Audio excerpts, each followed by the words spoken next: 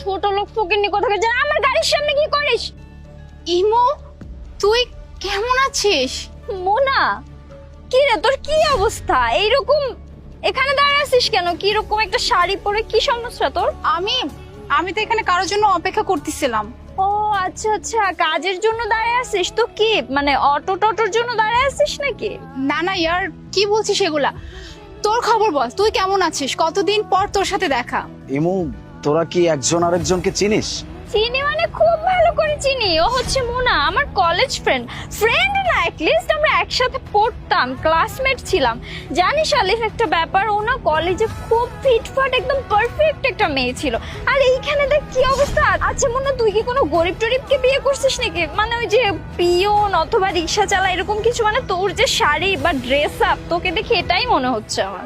এভাবে কেন কথা বলছিস ইয়ার, বলতো?